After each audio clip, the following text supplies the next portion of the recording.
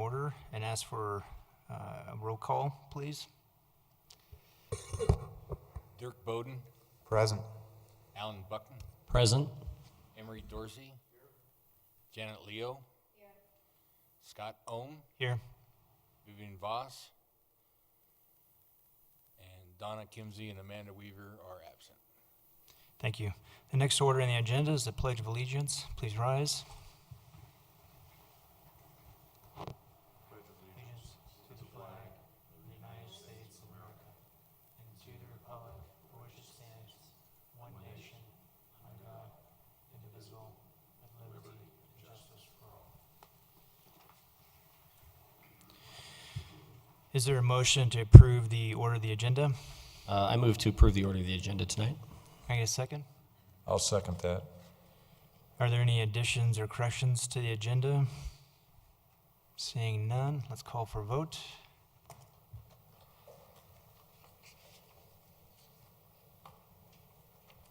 Motion carries 5-0. Is there a motion to approve the order of the minutes for February 15, 2018? I move to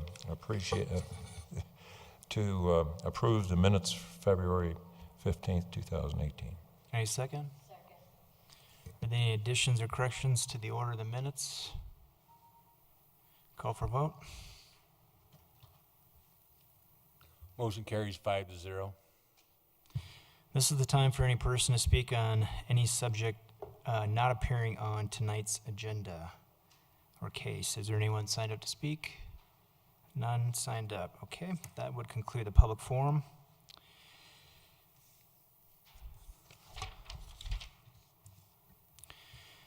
I would like to open the public hearing for case number WZ-18-02 and ask for the staff report, an application filed by Chris Wedgwood for approval of a zone change from neighborhood commercial to mixed-use neighborhood on property located at 6320 West 44th Avenue. And before we start with the staff report, we need to start by swearing anybody who plans to speak with the applicant, staff, and anyone from the public who plans to testify or comment. Please stand and raise your right hand. Do you swear to tell the truth in the matter as you know it? And now we ask for the staff report. Thank you. Ready. Good evening. For the record, Zach Wallace-Mendez, a planner with the Wheat Ridge Community Development Department. Tonight I am presenting case number WZ-1802, request for approval of a zone change from neighborhood commercial to mixed-use neighborhood on property located at 6320 West 44th Avenue. I would like to enter into the public record the contents of the case file, the zoning ordinance, the comprehensive plan, and this digital presentation. The property is within the city of Wheat Ridge. All appropriate notification and posting requirements have been met, and therefore the Planning Commission does have jurisdiction to hear the case. The subject property is outlined here in red. It's located on the south side of 44th Avenue, directly across from Hopper Hollow Park, which you can see here in the aerial. The parcel is approximately a quarter in size, rectangular in shape, with no irregularities in terms of topography or shape. This is the same 2016 aerial that we just looked at, but with the zoning code overlaid on top of it. The current zoning on the property is neighborhood commercial, and that is designated by that light pink color. It's largely surrounded by a variety of commercial and residential properties. So to the north we have Hopper Hollow Park, which is zoned commercially and residentially, but obviously used for a public park. Also to the north there's some commercial 1 zoned properties, residential 3, some mixed-use neighborhood properties, one of which was rezoned last spring, May of 2017. The others were rezoned in 2014, as well as some restricted commercial and more neighborhood commercial. To the east and to the west are more restricted commercial and neighborhood commercial zone properties, and then the property to the east as well as all the properties to the south are zoned residential 2, so our R2 zone district, which allows for single-family homes, and if adequate lot size, they allow for duplexes as well. Could we have the lights turned down just for the benefit of the audience? Thank you. So we do have some photos of the property really quick so we can kind of orient ourselves. This is obviously the front of the property taken from the sidewalk along 44th Avenue. The primary structure was built as a single-family home in 1948. You can see the primary structure here. There's also an accessory structure located in the rear of the property. You can't see it on this photo. It's kind of behind the tree to the left there. It'll be visible in other photos. It's not clear when that was built, but likely it was built at the same time as the house or around the same time as the house. At some point in time, the property was converted into a commercial structure. The city does not have an exact record as to when that conversion happened, but we do have supporting evidence that it is a commercial structure. First of all, the county shows the property as being converted from a residence into an office, which indicates at some point there was likely some sort of building permit to allow that. Additionally, city records indicate a sign permit for that Trident sign, which you can see here in the photo, from 1973, and that's a real estate office sign, so a commercial use. Additionally, we have 3 business licenses on file, dating from 2003 to more current, none of which indicate they were home occupations, so they were all full commercial businesses operating on a commercially zoned lot. So all of this to say the property has been converted from what it looks like, which is a residence, into a commercial structure.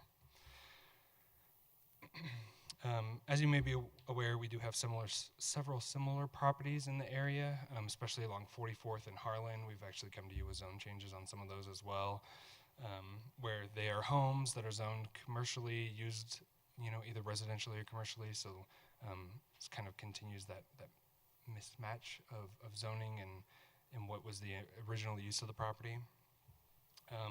All of this kind of background just to state that the zoning code says that if this property has been used residentially historically and continually, then it can continue to operate as a residence in perpetuity. However, once it is converted into a commercial structure, it cannot then be converted back into a residence. So I'll continue with my pictures now. This is looking directly north from the property into Hopper Hollow Park. This is looking along the eastern property line of the subject property, so you can see the accessory structure there in the back. Looks like a garage. And then the property, which is on the left of the photo, is the residential property to the east, which is zoned R2. And then if we look kind of southwest towards the western property line, you can see the main primary structure here, and then to the right is a commercial building, zoned restricted commercial. So it's very much in this mix of commercial and residential uses and zones. So to reiterate the point that I was saying earlier, within this neighborhood commercial zone district, existing commercial can remain. It can, add an accessory structure, so there is an accessory structure on the site. However, it cannot convert back to a residential property.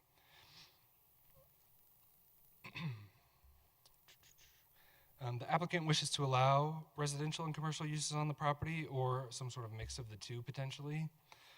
Because this isn't permitted under the existing neighborhood commercial zoning, he is proposing a rezone to the mixed-use neighborhood zone district.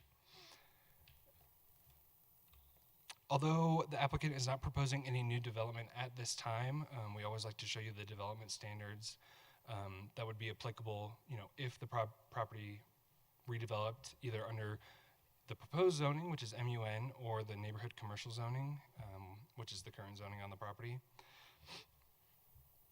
There are similar architectural standards for both under both scenarios, the MUN and the NC. Under the current NC zoning designation, a lot of those standards come from our architectural and site design manual, whereas under the mixed-use neighborhood zone district, those would come from our mixed-use zoning code, but they are very similar. Same build to, very similar setbacks, both of which account for additional setbacks adjacent to the residential properties. Additional setbacks and landscaped. They both call for landscape setbacks adjacent to residential, so that's very much the same. The building height is a little bit different, so I'll kind of cover that. In the neighborhood commercial zone district, the maximum height is 35 feet. In the mixed-use neighborhood zone district, 35 feet is the maximum if it's residential. If there's any residential component to the property, the max is 35 feet. If it's totally commercial, then 50 feet is the maximum.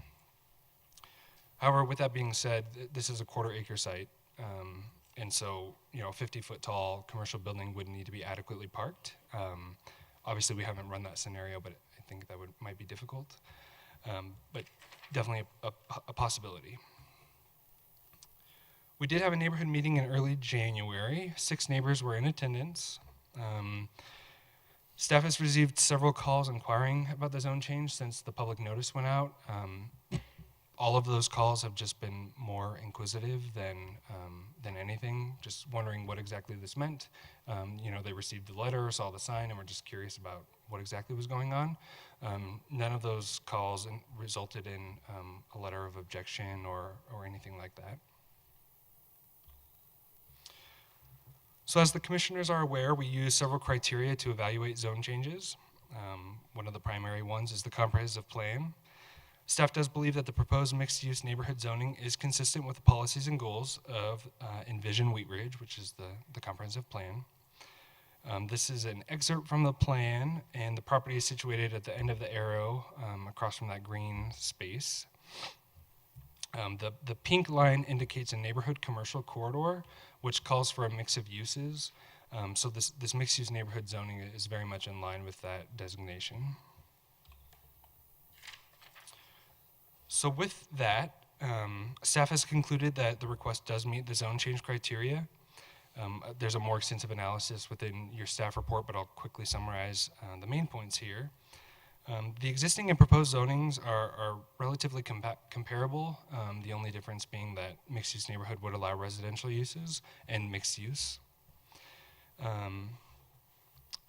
Staff finds the zone change to be supported by the comp plan and compatible with the surrounding area, which already includes a mix of land uses and zone districts. So for these reasons, staff recommends approval. And that's the conclusion of my presentation, but I'd be happy to answer any questions. The applicant is also here, and you know, if you have any questions for him or would like to give him an opportunity to speak as well. Thank you. Commissioner Bowden? Yeah, thank you for the presentation. My question has to do, and you mentioned it,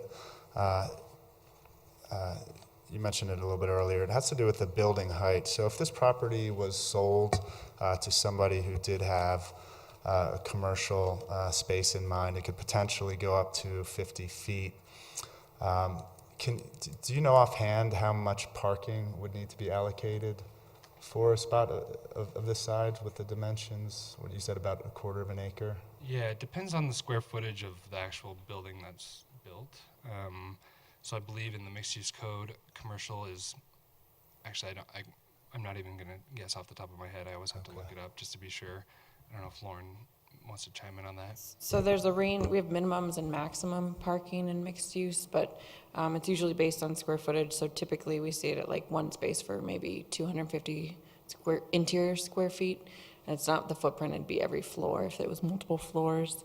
The bigger issue on a site like this is just going to be fitting the footprint of a parking lot, because it's, you know, parking space is 18 feet wide, and then the drive aisle has to be at least 24 feet wide. So I don't know that this could conceivably park a really big building, even a really big single-story building.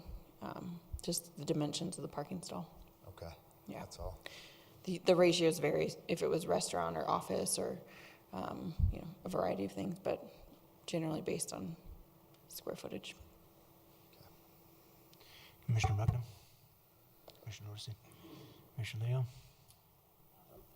Yeah, I was just, on the applicant's letter, it looks to me like the sole purpose of this request is to make it easier to sell. Yeah, so I may let the applicant maybe explain that in a little bit more detail, but we were originally approached by them because they've had a lot of interest in folks who have wanted to use it as either a house or, you know, to live in part of the house and then open up some sort of business. I think a law office was mentioned at some point. in the front of the house, so kind of like a starter space for a starter business. And none of that would be allowed, or is allowed under the current zoning. So yes, I think the majority of, or this request is coming from that angle of wanting to make the property more marketable based on the inquiries that they've received during its time on the market. So it is based on inquiries, it's not an assumption? There are actual people who have been interested for that purpose, is that correct? Based on my understanding, yes. And again, you might want to verify kind of the level of interest that they've seen from that the applicant has seen. They'll be able to answer that more clearly. Thank you. I have no questions. Okay. Would the applicant like to come forward and you can make a presentation if you want, or if you want to just have the commissioners ask you questions? Yeah, my name is Van Wedgwood, and I represent the seller, Christina Kuzmich, who is the trustee for the Ross Kuzmich Trust. So And could you state your address too, please? I live at 3251 Tabor Court in Wheat Ridge, Thank you. and I'm associated with Remax Alliance. And to answer your question, we did have the property under contract, and that's kind of what prompted this action.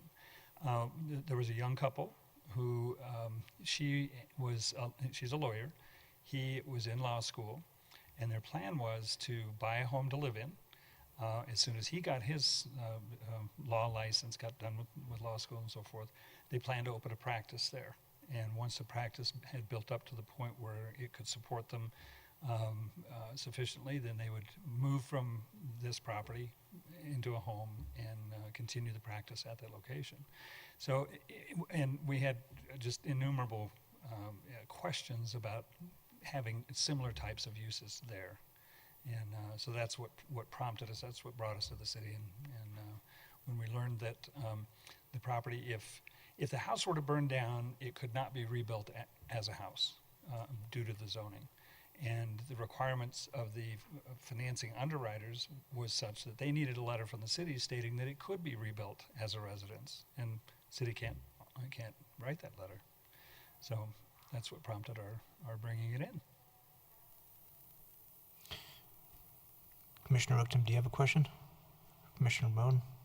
Commissioner Dorsey? I have no questions. Thank you. Let's move to the citizens forum. Are there any citizens that have signed up to speak?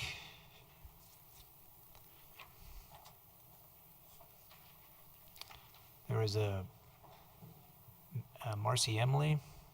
Did you want to come forward, please? Okay, thank you. Is there anybody else from the audience that wishes to come forward? Okay, I will close the citizens forum.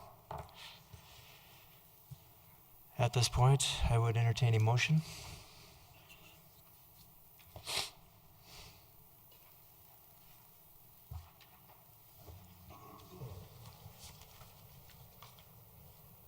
I entertain a motion to approve with the approval of case number WZ 1802, a request for approval of a zone change from neighborhood commercial NC to mixed-use neighborhood MUN for property located at 6320 West 44th Avenue for the following reasons. The proposed zone change will promote the public health, safety, or welfare of the community and does not result in adverse effect on the surrounding area. 2, the utility infrastructure adequately services the property. 3, the proposed zone change is consistent with the goals and objectives of the city's comprehensive plan and consistent with the character of 44th Avenue. The zone change will provide additional opportunity for reinvestment in the area. 5, the criteria used to evaluate the zone change support the request. Is there a second? Any discussion? Call for vote. Motion carries 5-0. Thank you.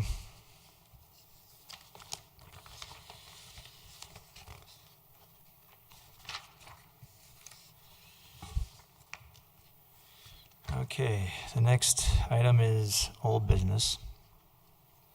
I don't have any old business, I don't think. Okay. Any new business? The only new business is that we do anticipate having a meeting on March 15th that will be a longer meeting than tonight's, likely. Okay. Are there any other discussions? Is there a motion to adjourn? I'd like to make a motion to adjourn. Second? Second. Call for a vote? Motion carries 5-0. Thank you.